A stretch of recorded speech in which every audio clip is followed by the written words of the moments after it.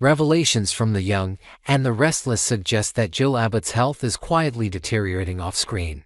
And the silence surrounding her condition feels almost as ominous as the illness itself.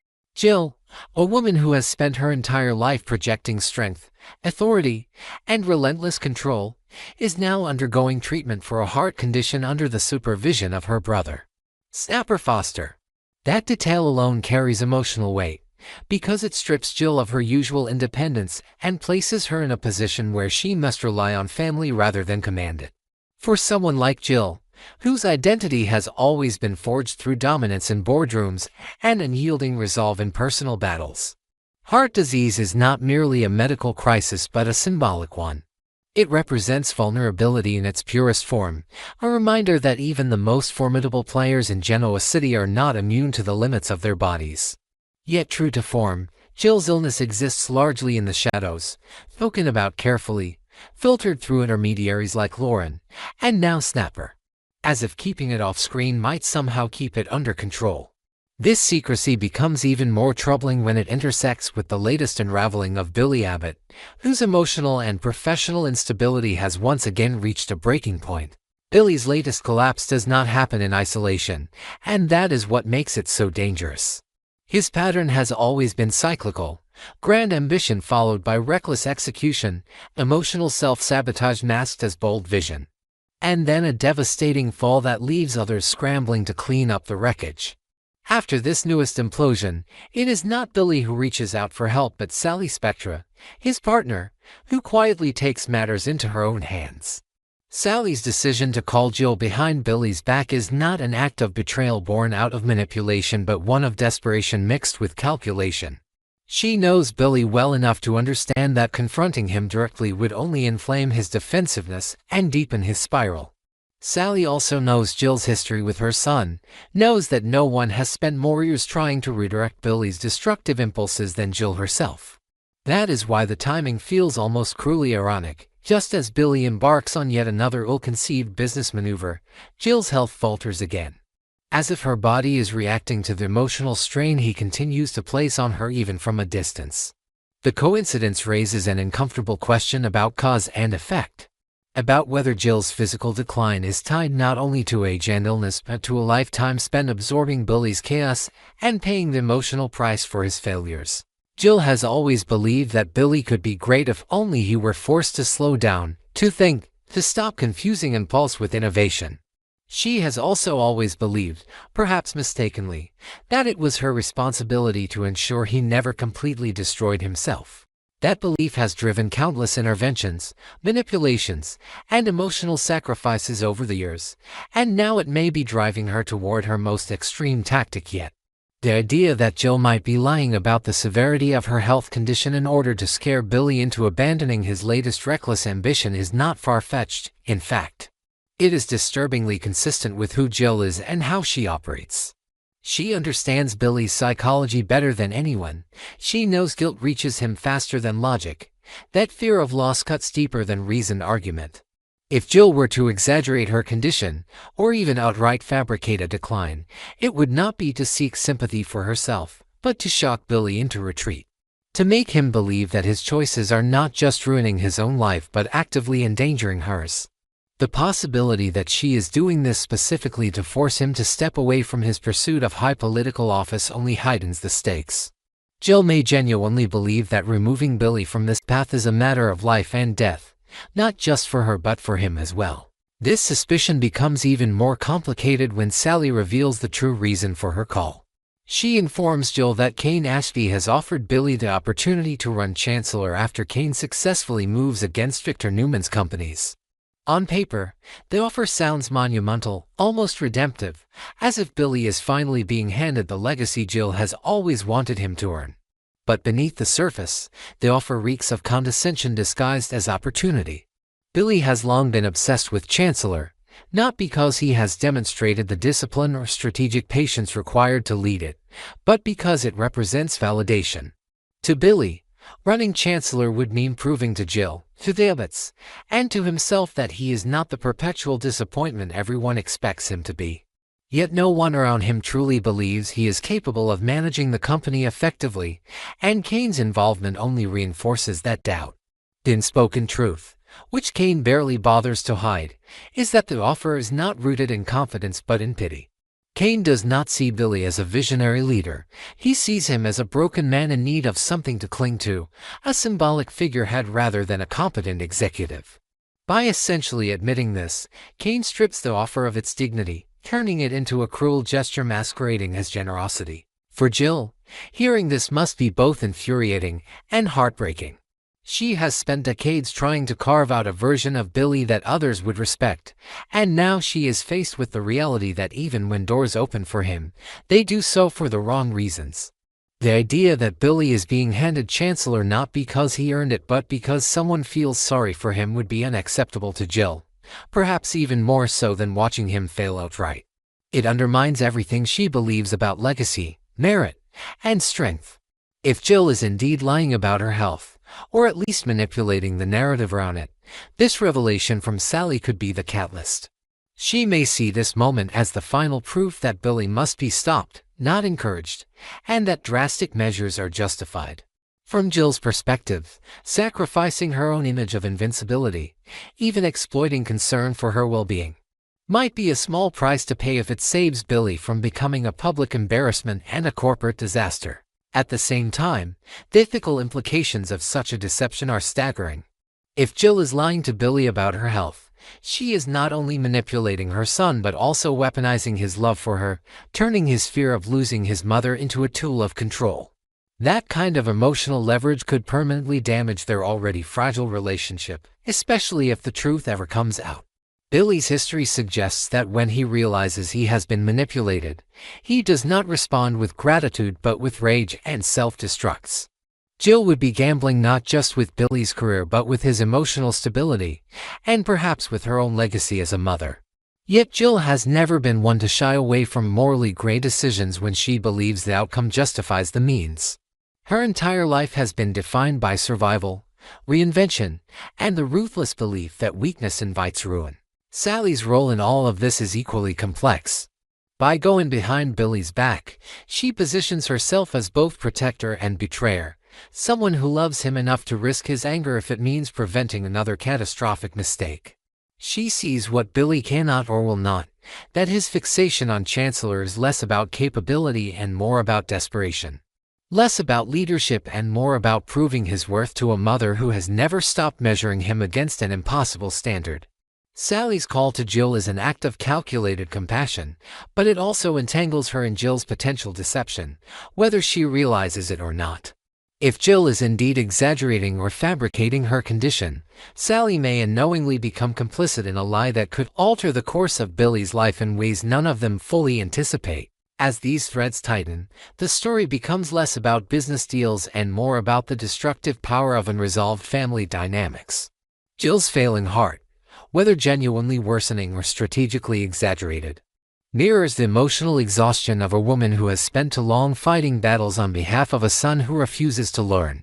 Billy's obsession with Chancellor reflects a man chasing validation at any cost, blind to the fact that the opportunity offered to him is rooted in pity rather than respect. Kane's calculated generosity exposes the cruelty of lowering expectations instead of demanding growth. And Sally stands in the middle of it all, trying to save Billy from himself while risking becoming the next person he blames when everything falls apart. The central question lingers with unsettling clarity: is Jill truly lying to Billy about her health, or is her body genuinely failing under the weight of years spent cleaning up his messes? And perhaps more importantly, if Billy is forced to step away from his ambitions because he believes his mother is dying, will that decision finally save him, or will it plant the seed for an even more devastating reckoning when the truth, whatever it may be, inevitably comes to light? Kane Ashby's so-called compassion for Billy Abbott is the kind of sympathy that looks soft on the surface but can feel humiliating once you recognize the power dynamic underneath it. Because pity in generosity is rarely pure. Kane may tell himself he is offering Billy a lifeline, a chance to stand up straight after yet another public wobble. But the offer to run Chancellor also functions as a quiet admission that Kane does not truly believe Billy will succeed on merit alone. He is handing Billy a throne not because Billy has proven he can govern, but because Kane sees a wounded man whose pride is starving, and starving people are easy to recruit. That is why the question of timing matters so much, because Jill Abbott's health scare does not exist in a vacuum, and neither does Victor Newman's fury about losing Newman Enterprises. If Jill somehow knew about the chaos brewing at Chancellor before Sally Spectra called her, the explanation is almost painfully obvious: Victor. Jill and Victor share a long, complicated history, threaded through business, legacy, and mutual respect for what the other represents. They have both been guardians of the Chancellor name in their own ways, and neither of them wants to watch it become a toy in Kane's hands or a stage for Billy's latest self-destructive performance. Victor, reeling from Kane's power grab and nursing the kind of grief he only allows himself to show in private, would have every reason to reach out to Jill before anyone else did. He would not necessarily call her to ask for comfort, because Victor does not comfort seek the way ordinary people do. He calls to strategize, to assess damage, to decide who must be contained and who must be crushed. Jill, meanwhile, would receive such a call with the immediate instinct of a mother and a mogul: protect what matters, prevent what cannot be undone, and if necessary, manipulate the narrative before it manipulates you. In that light, it is entirely plausible that Victor and Jill had already been talking, already mapping out how to stop Billy from taking Kane's offer, already considering the most effective lever to pull on a man like Billy: guilt. Not corporate logic, not long-term vision, not warnings about optics, but guilt sharpened into urgency, because Billy's weakness has always been emotional impulse disguised as defiant bravery. If Victor and Jill did quietly collaborate, the plan would have been chillingly simple. Allow Billy to hear that his mother's health is worsening at the exact moment he is tempted by a reckless power play. Let the fear of loss sink into him, and hope that fear finally forces him to choose family over ego. It is not difficult to imagine Victor planting the seed, Jill providing the emotional weight, and the coincidence of Sally's call arriving afterward merely acting as the second wave that sells the illusion of spontaneity.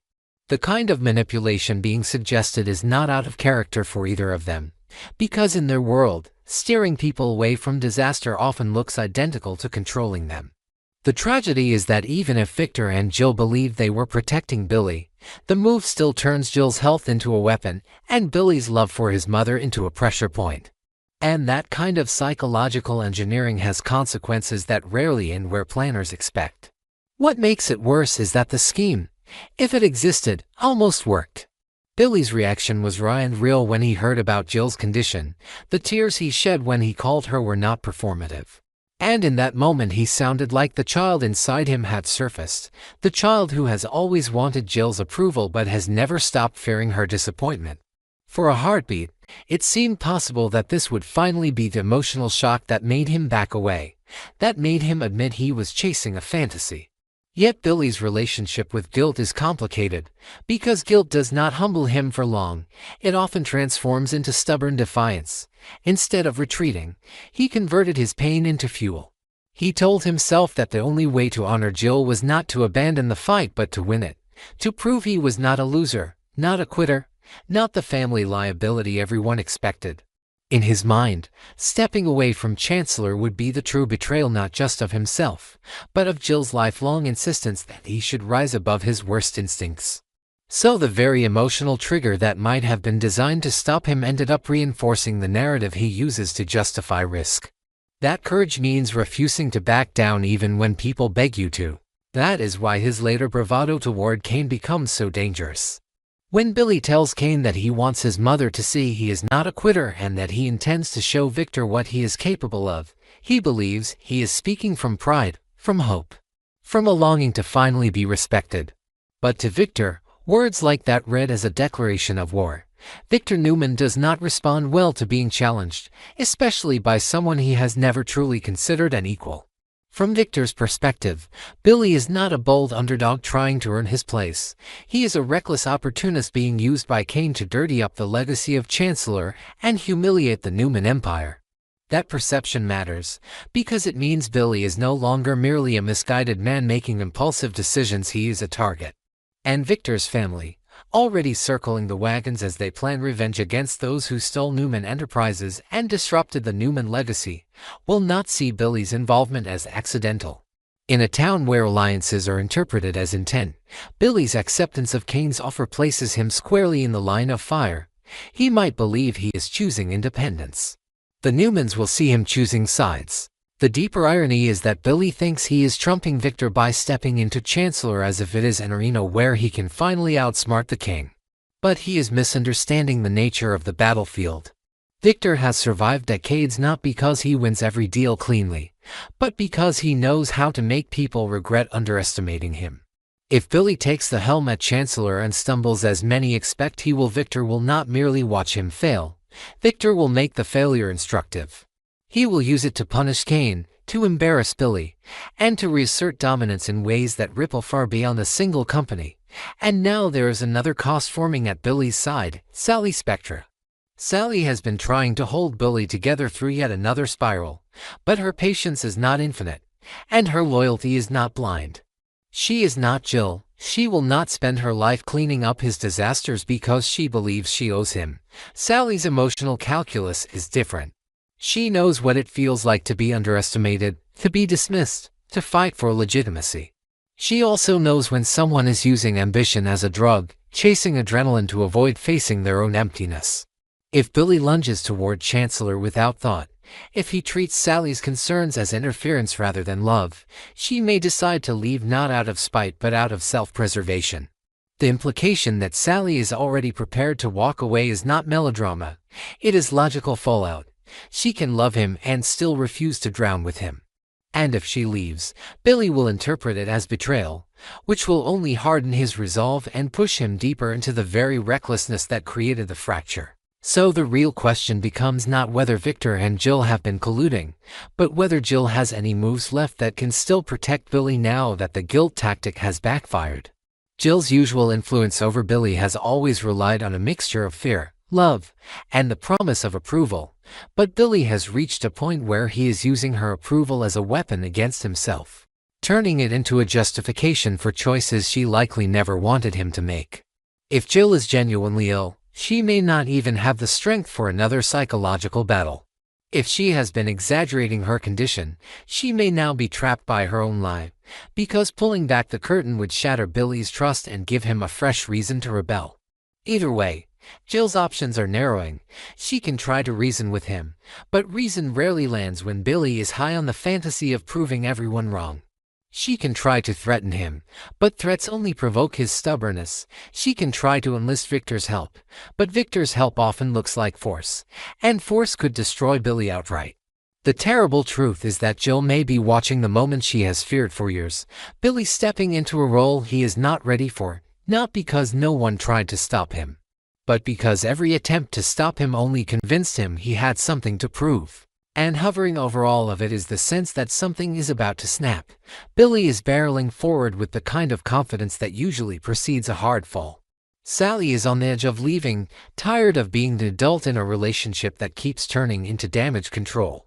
Victor and his family are sharpening their revenge, and in their eyes Billy is not an innocent bystander but part of the stain on the Newman legacy. Jill, heart fragile, mind still sharp, is trying to pull her son back from the cliff while also realizing she may have helped push him there through years of pressure, expectation, and emotional manipulation. The hook isn't whether Billy will take Chancellor, he already has. The hook is what happens when Victor decides that making an example of Billy is the fastest way to punish Kane, and Jill, weakened and possibly out of time, is forced to choose between saving her son's future and saving his life. Because the next move in this game won't just cost Billy his job or his reputation, it may cost him the last people who still believe he can come back from the edge, and once those people are gone, there may be nothing left to stop him from becoming the tragedy everyone has been expecting all along.